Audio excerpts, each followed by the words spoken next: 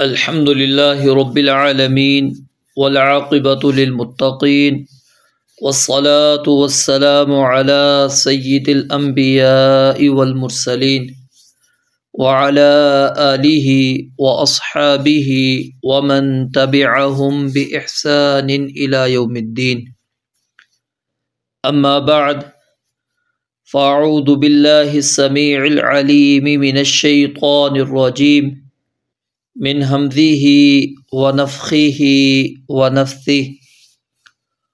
قل كفى بالله بيني وبينكم شهيدا. قل کہہ دیجئے، کفا کافی ہے، باللہ اللہ تعالی، بینی میرے درمیان، وبینکم اور تمہارے درمیان، شہیداً بطور گواہ، یعلم وہ جانتا ہے، ما جو کچھ فی السماوات آسمانوں میں ہے، والارض اور زمین میں ہے، والذین آمنوا اور وہ لوگ جو ایمان لائے، بالباطل باطل پر، وکفروا اور انہوں نے کفر کیا، باللہ اللہ تعالیٰ کے ساتھ، اولئک هم الخاسرون یہی لوگ خسارہ اٹھانے والے ہیں۔ وَيَسْتَعْجِلُونَكَ اور وہ آپ سے جلدی مانگتے ہیں، بالعذاب عذاب، ولولا اور اگر نہ ہوتا، اجل مسمى ایک مقرر وقت، لجاءہم تو ضرور آ جاتا ان پر، العذاب عذاب، وَلَيَأْتِيَنَّهُمْ اور یقیناً وہ ضرور آئے گا ان پر، بغتتاً اچانک، وہم اس حال میں کہ وہ لا یشعرون شعور نہ رکھتے ہوں گے۔ یستعجلونک وہ جلدی طلب کرتے ہیں، جلدی مانگتے ہیں آپ سے، بالعذاب عذاب، وَإِنَّ جَهَنَّمَ اور بے شک جہنم، لَمُحِيطَةٌ یقیناً گھیرنے والی ہے، بالکافرین کافروں کو، یوم جس دن، یغشاہم ڈھانپ لے گا انہیں، العذاب عذاب، من فوقہم ان کے اوپر سے، ومن تحت ارجلہم اور ان کے پاؤں کے نیچے سے، ویقول اور کہے گا، ذوقوا چکھو، ما جو کنتم تعملون تم کیا کرتے تھے۔ اللہ رب العالمین نے پہلی آیت مبارکہ کے اندر کفار کو ایک اور جواب دیا ہے جو نبی مکرم علیہ الصلاۃ والسلام کو جھٹلاتے ہیں، آپ کو اللہ کا نبی اور رسول نہیں مانتے، تو اللہ رب العالمین نے کہا، قل اے نبی کہہ دیجئے، کفا باللہ بینی و بینکم شہیدا میرے اور تمہارے درمیان میں اللہ رب العالمین بطور گواہ کافی ہے، مجھے کوئی ضرورت نہیں ہے کہ تم ایمان لاتے ہو یا نہیں لاتے، تم میری تکذیب کرتے ہو، کیا کرتے ہو۔ اللہ رب العالمین اس بات کا گواہ ہے کہ اللہ رب العالمین نے مجھے نبی اور رسول بنایا ہے، اور میں نے اس کی ذمہ داری ادا بھی کی ہے، میں نے اللہ کے پیغام کو سب لوگوں تک پہنچا دیا ہے۔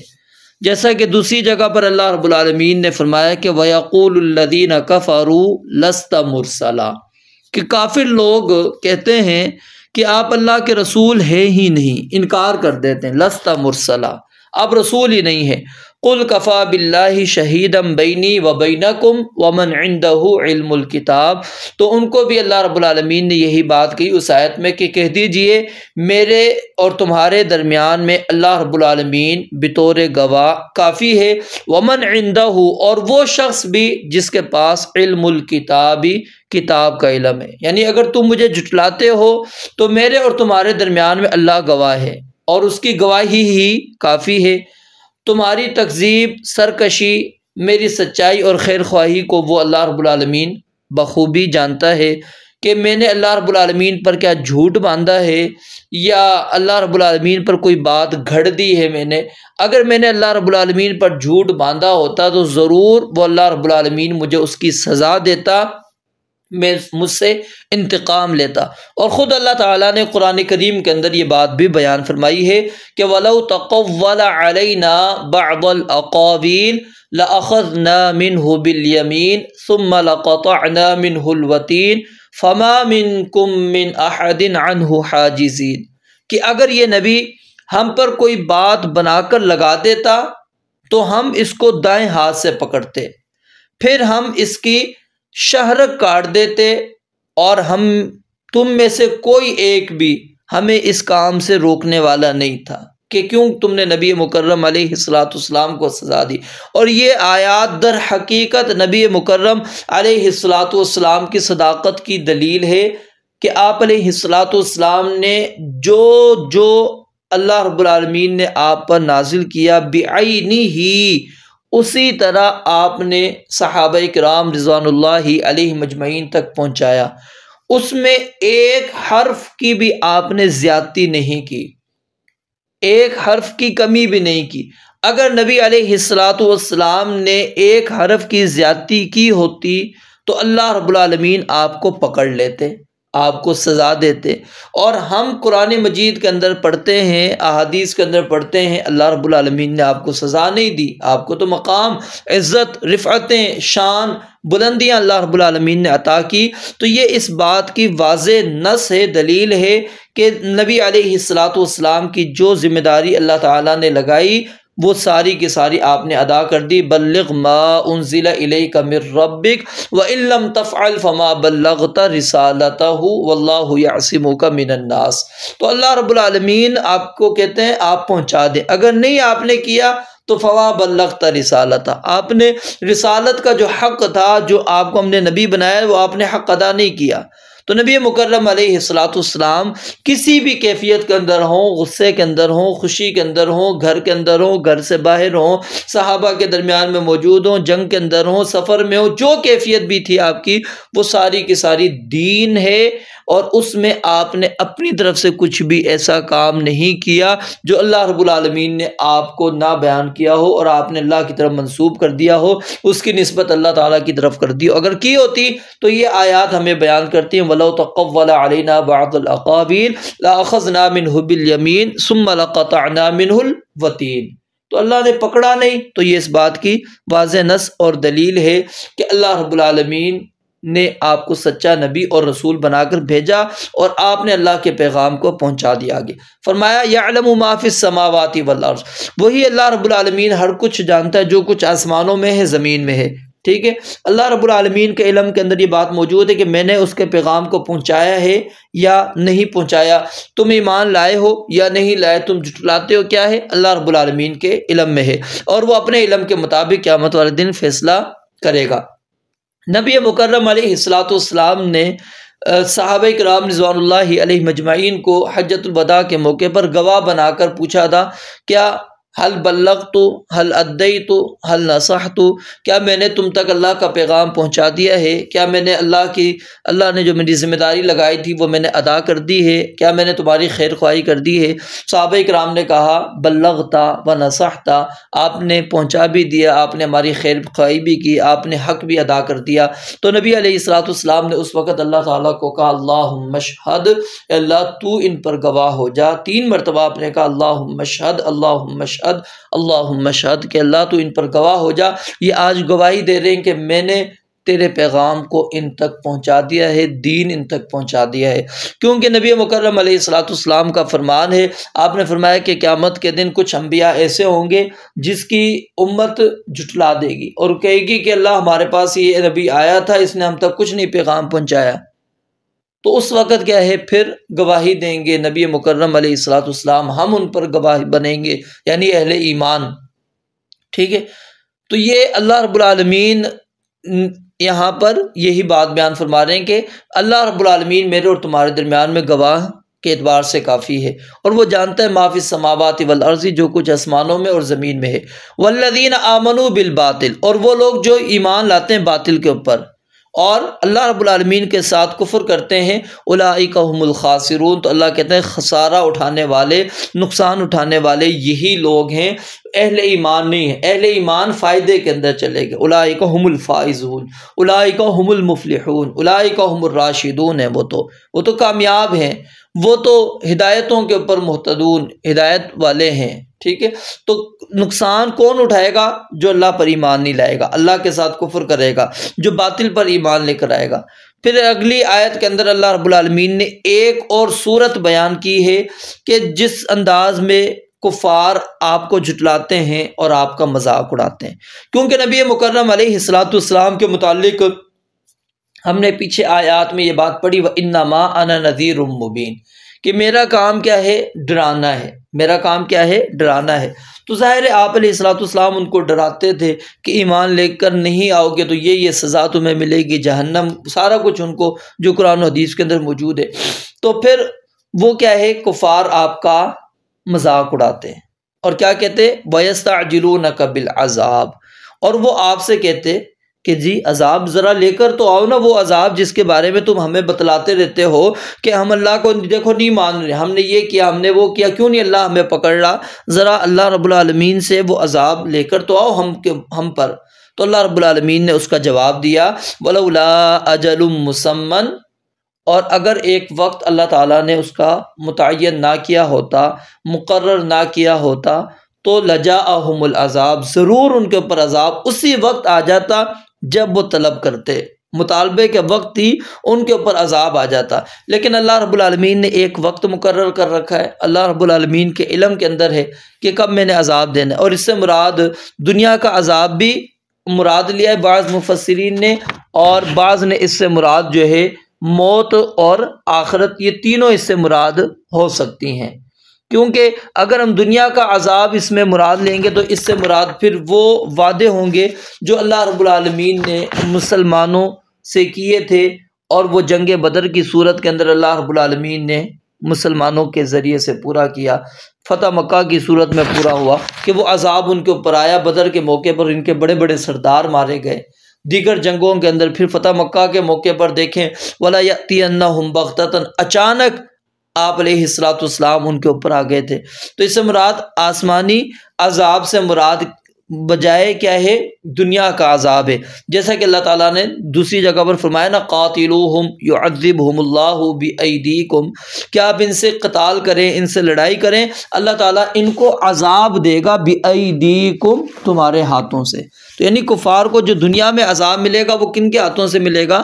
مسلمانوں کے ہاتھوں سے، کہ وہ مسلمانوں کے ہاتھوں سے وہ قتل ہوں گے، مسلمانوں کے ہاتھوں وہ پکڑے جائیں گے، ٹھیک ہے۔ تو یہ پھر جنگوں کے اندر ان کے ساتھ ہوا، اور اللہ رب العالمین فرماتے ہیں اگر اللہ کا ایک وعدہ مقرر نہ ہوتا تو یأتینہم بغتۃ، اچانک ان کے اوپر وہ ضرور عذاب آ جاتا، ضرور ان کے اوپر آتا، وہم لا یشعرون، اور ان کو شعور نہیں ہوگا۔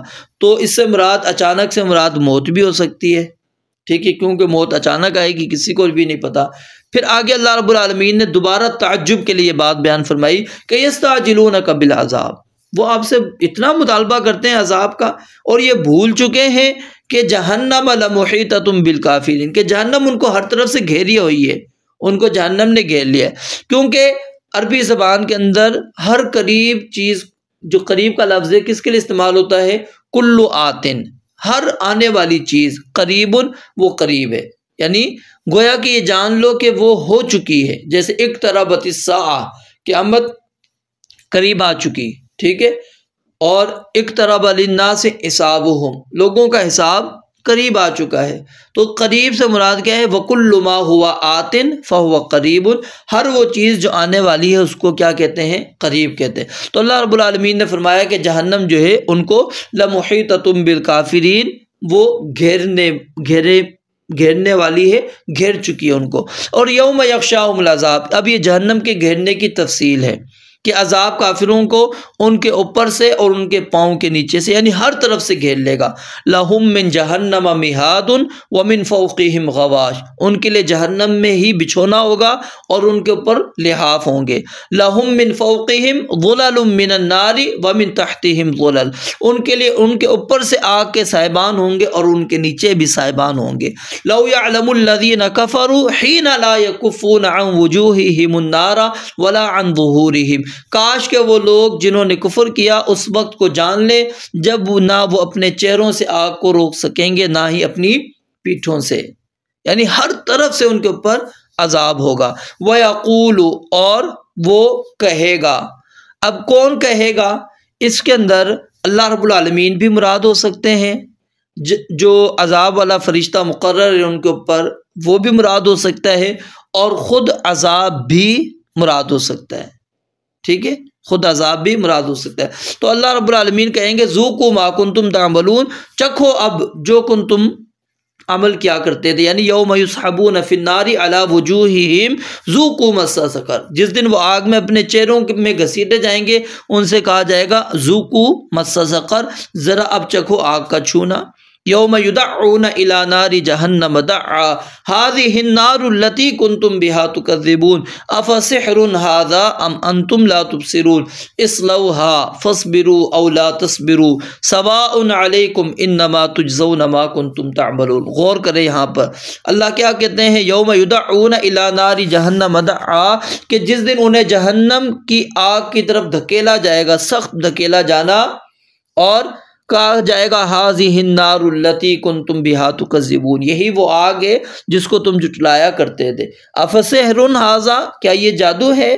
ام انتم لا تبصرون، یا تم نہیں دیکھ رہے ہو؟ اصلوہا، اس میں داخل ہو جاؤ، فاصبروا، صبر کرو، او لا تصبروا، یا صبر نہ کرو، سواء علیکم، تم پر برابر ہے، انما تجزون ما کنتم تعملون، جو تم نے دنیا میں عمل کیے، اللہ کے ساتھ شرک کیا، کفر کیا، رسولوں کو جھٹلایا، آج اس کی سزا چکھ لو۔ ذوقوا ما کنتم تعملون، جو کچھ تم کرتے آئے تھے آج اس کی سزا مل گئی۔ تو اس کے اندر کیا ہے، وہ کہنے والا کون ہے؟ اللہ تعالیٰ بھی مراد ہو سکتا ہے، پھر اسی طرح فرشتہ بھی مراد ہو سکتا ہے، اور خود عذاب بھی مراد ہو سکتا ہے، ٹھیک ہے۔